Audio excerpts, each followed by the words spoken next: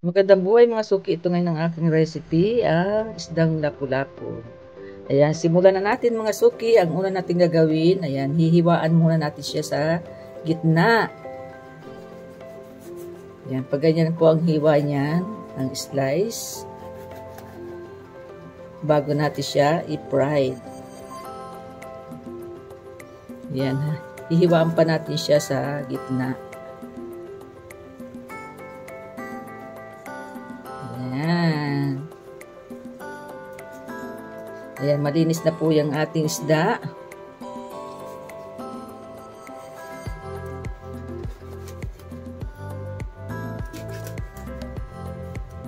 Ayan, hiwaan din natin siya sa gitna.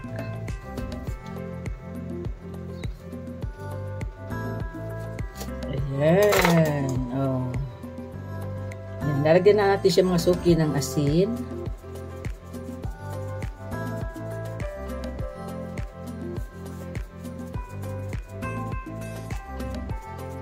Bago natin siya i-fried.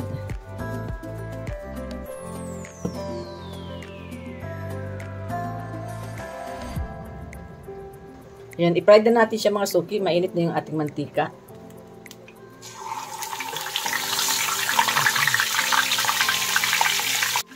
Ayan, balik na rin natin siya mga suki. Laki.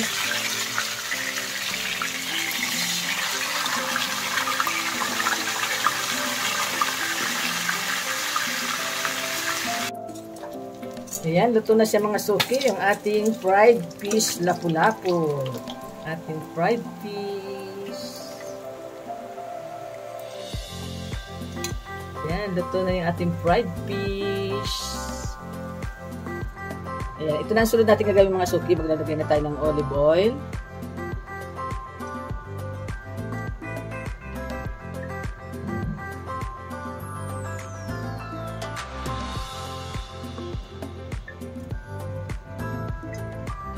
Maglalagay na tayo mga suki ng bawang. Ayan, yung ating garlic. Maraming garlic.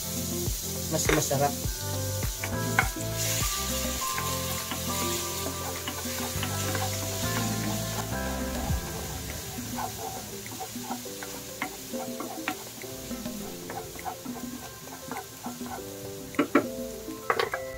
Maglalagay tayo ng isang kutsaritang chili garlic sauce. Then, haluin lang natin siya.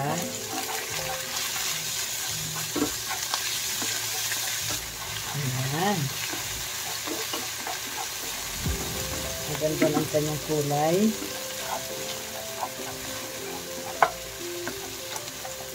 Then, maglalagay din tayo ng siling haba. Ayan. Para nagbabaga-baga na yan sa anghang. Then, maglalagay din tayo ng black pepper.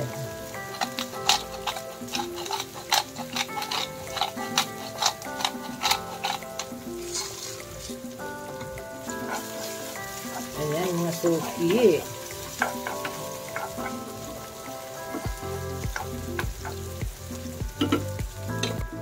Ayan, nalagyan natin siya mga suki ng lemon juice.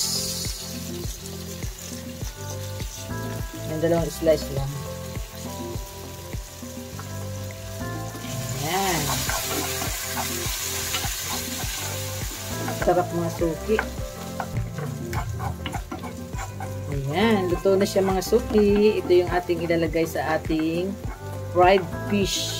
Ayan. Sarap. Ayan. Luto na siya mga suki. Ayan, lagyan na natin yung ating sauce dito sa ating fish.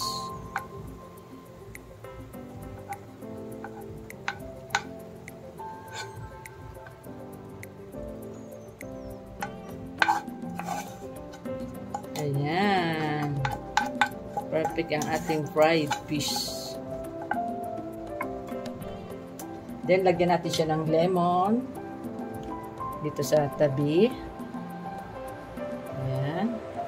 na mga suki ang aking vlog for today, ang aking recipe ngayon na napakasarap at napakadali lang po siyang lutuin. Maraming salamat po sa lahat ng mga nanood. God bless po. Bye-bye. Ingat po kayo. Tiki man time na. Yan. Gusto ko ito mga suki, medyo maanghang siya. Yan, tikman natin itong laman na ito. Yan. Sarap nito. Yan, lagyan natin siya ng garlic. Chili garlic. Medyo maanghang po ito konti. Ayan, tikman nga natin mga suki.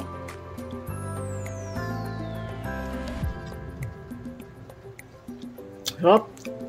Crispy yung ating pagka-fried ng ating fish. Hindi po siya masyadong maanghang.